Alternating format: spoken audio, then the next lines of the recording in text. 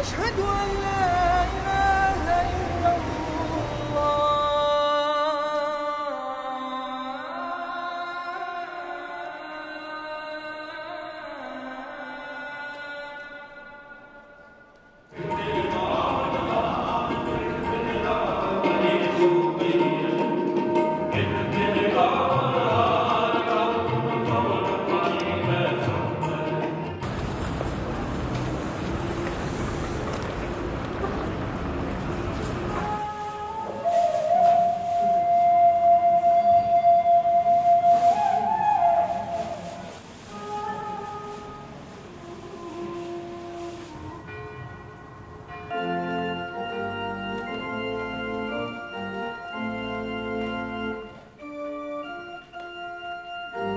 Religions are very much converging. We need to learn from one another. We find humility, joy and love in all religions, and ultimately they all bring us alive as human beings, and they all point towards God in one way or another.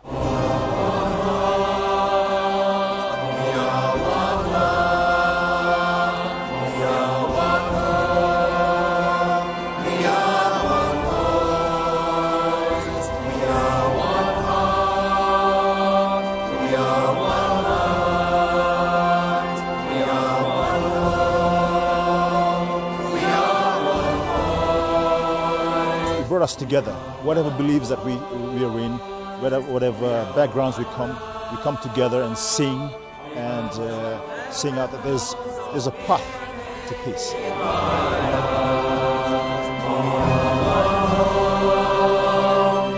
I'm very proud to be gay in the armed forces, and being part of One Voice. It brings all beliefs and orientations together. The Sikhism, or the Sikh, teaches us all human as one race. We don't believe in as a one God for the Sikh and one God for some other religions. We are saint soldier. So we are on the one side we are saint as well, and a soldier if we need it to be.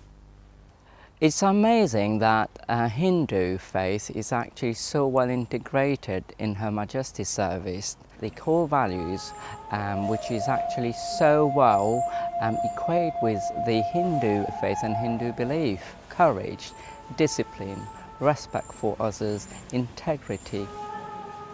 Being in a multi-faith organization has been one of the great enrichment in my life. And what it does in the long term, it helps you to understand them, because tomorrow you will be out with them in a theatre of war, and you will know what their needs into the common faith need, and that will actually help you out.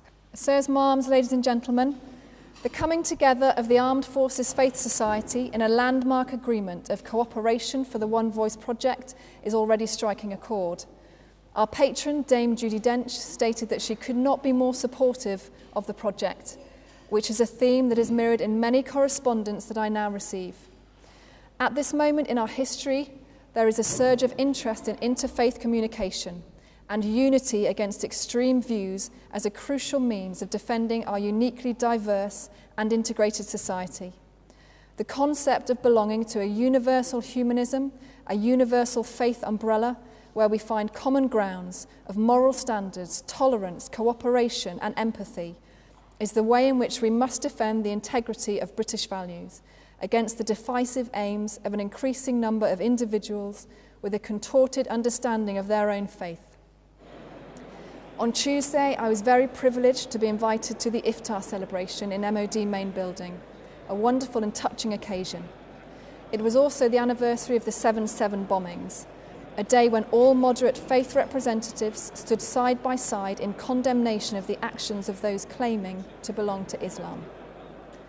Reflecting on the actions of those few men who inflicted such tragedy in a city and country that suddenly felt so vulnerable, makes the message of the One Voice project ever clearer and ever more relevant.